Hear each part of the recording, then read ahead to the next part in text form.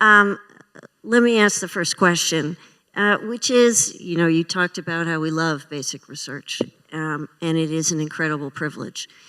But there's a misconception in this country about what basic research is all about, and about that pathway from basic research to making new drugs, to helping society in all sorts of different ways. Instead, basic research has become more of an elitist enterprise. How do we fix that? How do we change that? How do you do a better job, maybe at explaining generally, how this all works? How do we work on this, both of you? Yeah, I would just say the major issue there is communication. I mean, scientists are not the best communicators. I mean, Alan Alda set up an institute at Stony Brook to teach us how to communicate, okay? And I would just say, when I talk to potential donors and whatever, if I talk about the YAP signaling pathway and how it's activated, blah, blah, blah, they're gone. If I say I can make new heart by turning this on and understanding how it works, they get it. So I think it's the same way when I was teaching sophomore organic chemistry. Who is interested in sophomore organic chemistry, okay? It's crazy. You don't care about nomenclature, but when you see what you can do with it, is really powerful, and the kids get it. So I think it's just the relevance and understanding what basic research enables and the connection. And I just think we need better people to communicate that. Well, there's an interesting statistic. At the Kavli Foundation, we supported Alan Alda and his institute and had a big program in communicating science to the public. One of the things that surprised me was that more parents take their children to museums, science museums, than take them to ball games. You can see the baseball here. So people go, they're very interested. It's stories that matter. And basic science versus applied science is not something that you can easily distinguish. I'll give you my definitions. Basic science is where you're just trying to understand how the world works and why it works the way it does. And what's the use of that? Well, that was asked by Flexner back when he founded the Institute for Advanced Study at Princeton in the 30s. What's the use of useless knowledge? Just think about CRISPR today. Just tell the story of genetic engineering and genetic modifications based on a very fundamental science discovery just 10 years ago. Just 10 years ago, 2012, 13 years ago. They won the Kavli Prize in 2018, they won the Nobel Prize in 2020. That's how revolutionary CRISPR has been. Tell the story of the impact of these basic discoveries. And I have to say, as a physical scientist, it's not just medicine. Think about the underpinning of our economy. The underpinning of our economy does not come from health. Our economy runs on things that have come out of the physical sciences and mathematics and so on. The two revolutions that occurred simultaneously in the 1990s, the internet and wireless communications, are both technologies, engineering, computer science, electrical engineering, and so on. Today, it's artificial intelligence. Where are the origins of artificial intelligence? Well, I'll tell you. One of the origins is neural networks and how they actually work properly, and that goes back to John Hopfeld at Caltech in the early 1980s. That's how far back the basics go. And then Geoffrey Hinton with how you do large language models at the University of Toronto in 2012 to 2015. Those are basic research that is changing the world within a decade of their discovery. So a story like that is understandable. It's also frightening. Frightening because the people who you're trying to get interested in basic science are now worried that artificial intelligence is going to take their jobs. And it may, in fact, eat out the white-collar class in the way that the earlier revolution took over and did away with the Rust Belt kind of, all the jobs that some of the people in the MAGA movement now say the past is better than the future. So we've got to address stories, and to the degree that the stories can give good, positive outcomes, which I'll admit are often in the medical area, that examples of what carry the day. You can't explain the science, but you can explain the impact. But the other piece of that is you can't tell the story before it happens. You know what? You can't tell the story before it happens. Well, this is why I said basic research and take the story of CRISPR. Pick something in basic research, and people look up at the sky. We have been astonished by the universe from the time of the Greeks and maybe earlier, right? We're also frightened by the sky. Stars go by, comets go by. How do you explain all of this?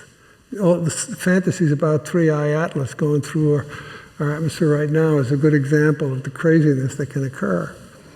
But look at LIGO, human curiosity. LIGO is the laser interferometer for gravitational wave measurements.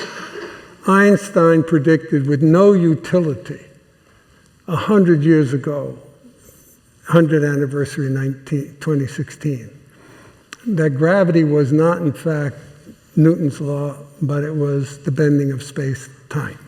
That space-time is, in fact, coupled, and mass changes the nature of space-time.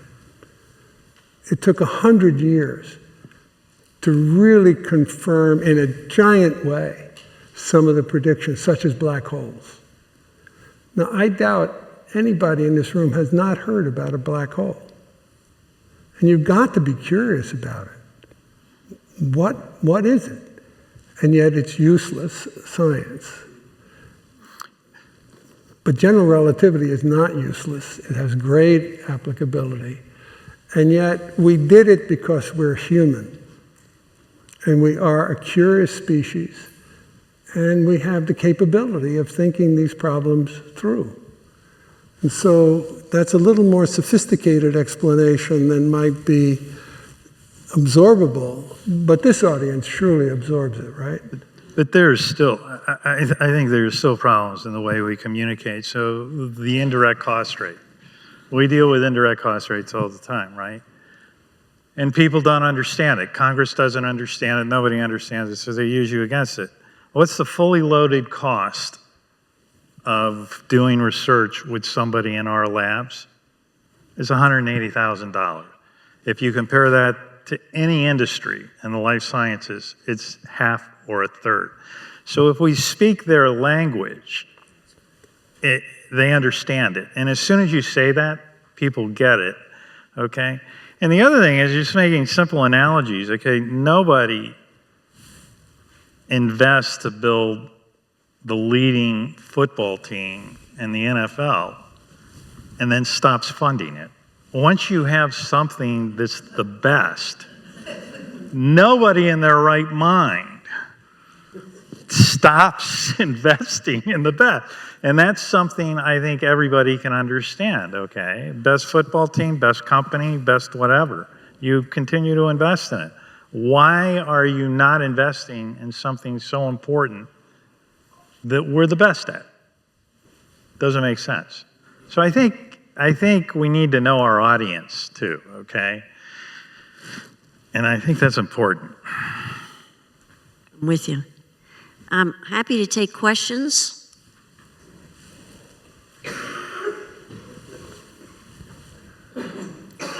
See so much. And please say your name and where you're from. Carla Schatz, and I'm from Stanford University. Thank you for this really fascinating discussion. I have too many questions, Is it, you can hear, is it okay, Bob, or it's okay? But I'm going to just choose one or two. So Peter, the idea of this, virtuous circle that you've created at the Scripps, I want you to comment on two things. First, the fact that there's been an enormous investment over time in what I would call not basic research, but discovery or curiosity-based research, sort of more optimistic than basic, I think. But that investment has come from, the last, 40, 50 years of government. And so you, in your model, you're relying on that amazing structure that's already been built to funnel in discoveries into the rest of your, great machine. So that's one question, is how do you imagine the US research or biomedical research enterprise could shift to your model totally? And the second question is kind of related. So I haven't heard either of you talk about the necessity for failure.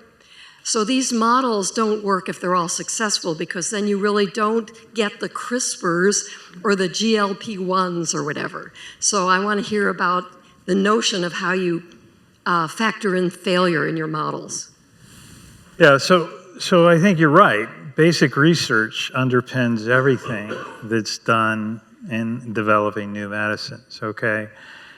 But the point is they're mutually interdependent. So we need the basic research to make the discoveries we're making, but the whole point of what we're doing is the discoveries we're making are going to create value that we can put back into the research enterprise.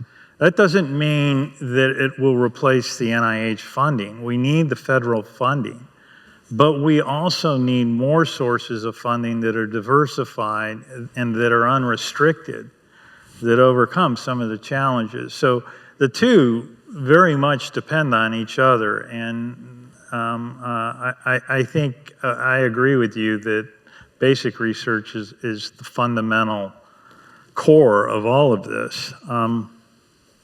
Dealing with failures, if I talked about failures, we'd be here till tomorrow morning, okay? We have lots of failures, but we have lots of failures in science, okay? And I think what we just need is the ability to continue on, okay? And again, science is unfortunately very dependent on resources. So if we fail, we just need a source of more resources to continue. And if you fail on something that could work, like CRISPR, and you fail, you will not get another government grant to keep going, okay? And so that is another problem that we haven't really talked about much, but most of the really transformative discoveries that have been made are difficult to fund with federal funding because there's too many reasons you can say it's not going to work. And people say that, and so it doesn't get funded. But that's really the core of scientific progress. So despite, even in light of all of the cuts that have been threatened and made, okay, we do have a fundamental problem in the United States with funding high-risk, high-reward science. And so that's another reason we're building this model, okay, is to have resources to take risks, to fail, and then they keep going. Well, I have also to remind everybody, there is philanthropy at a scale unprecedented in the United States. Since retiring, I've spent 3 or 4 years looking at this question. So I'll give you a startling number. A year ago, before any cuts, the budget for basic research in the United States was $55 billion. Again, I'll do a little, let me ask you to guess. Philanthropy in the United States in support of science, what do you think the scale is? 5 billion, 2 billion, 1 billion? It's $22 billion. It's 40% of what the federal government spends. It's a non-ignorable coordinate, as we say in mathematics. So philanthropy in this country is an unfair advantage of the United States. It's extraordinary. And one of the things about philanthropy, and David Gross, I see him in the audience, and it reminds me, at the Kavli Foundation, we had the model of giving endowment gifts. So we didn't say, submit a proposal and I give you a grant. We said, where are some great places doing great work in great areas? And we had 3 areas we funded plus theoretical physics. So we did theoretical physics at Santa Barbara and at the Chinese Academy of Sciences. But we had 18 others in the areas of nanoscience, neuroscience, and astrophysics and cosmology. What do they do with the endowment payout? And the endowments ended up growing to $30 or $40 million. So Yale has an institute in neuroscience. It has a $45 million endowment. It throws off $2.5 million a year. To Peter's point, we didn't take any of that money and tell them what to do. The endowment gift was a gift. You, the faculty, decide where to go. So when you have an idea that the federal government is too high risk, too early, what do you do? And many of the universities who have their endowment, and I'm now going to generalize this, universities have endowments. And one of the uses of it, like startup packages for faculty, one of the uses of it is to put it into ideas where there might be a pony in it. So if you have somebody who comes to you here at UC San Diego, they have a Kavli Institute in Neuroscience, Brain and Mind. They get $2 million a year to do what they want with it from the endowment payout. One program they run is they do a competition and they give out $500,000 to $1 million a year to their people to say, what is an idea you have that you can't get government funding for, but you think is going to be transformative if it's right? And then they pick those. And that's the source of money for the very high risk. So I would say we have a system, not the one that Peter has described, but the more general system that exists throughout the country, where endowment is the distinction. The endowment is what can be used when you have a high-risk program. The university can invest in itself. And they do. So philanthropy at this scale in the United States is a very important variable in how the system works. I would just add to that, I agree with you 100%, but I think we have a communication problem there too. Because philanthropists, Bill Gates made his money with Microsoft, but he wants to save children's lives in the developing world. He had no clue how to do that. So he's like, Pete, I wasted $30 billion learning how to do it because he didn't understand from us the best way to do it. So I think even though people want to use their generosity to support science in an incredible way, they don't always know how to do it, and we don't give them a roadmap to do it. And not many people will spend $30 billion, fail, and spend another $180 billion to succeed. So every time there's a failure, it undermines that opportunity. So I do think we really need to better understand how to communicate our needs and how people who want to help. Well, that never hurts. But it's always important to take your future in your own hands to the best degree you can, and you're saying that. I have a business model that's going to self-fund research, and I may not need the federal government. That's not going to work at universities. It's not going to work at many places. It'll work at your place. So the question is, as a system, how do we, in fact, take risk? And I think my point about philanthropy is that it adds risk at the edge of discovery at a scale that affects the entire system, not one institution or two institutions, but the entire system. And I'll say about Bill Gates investing $30 million to learn, that's on a base of $2 billion 30 billion to 40, 50 billion in the foundation, of which he has 2 billion a year to spend. It's 1.5% of what he spends to learn. We spend 20% in every company on R&D to understand the future, and many of the discoveries are indeed failures. If you don't take risk, failure is part of risk. So the government won't take risk, and I'll insist again, having studied it carefully, that philanthropy in the United States is the place at the edge of risk that allows risk in the American system that's not available in Europe. It's not available in China. It's a distinctive American advantage. And it fills some of the gap of the question, how do you get going with ideas that are highly risky and the government will not fund it? I just want to say, from my point of view, I think one of the great strengths of the funding system that we have had has been this whole portfolio of sources of support, from the more applied through relationships with industry to the more out-of-the-box ideas, maybe funded by philanthropy, and having that whole range of things, NSF funding for true basic research. And so if we start cutting pieces of that away, you lose the strength of that diversity of support. Can we take one more question? No. Okay, no more questions. So let me instead thank both Bob and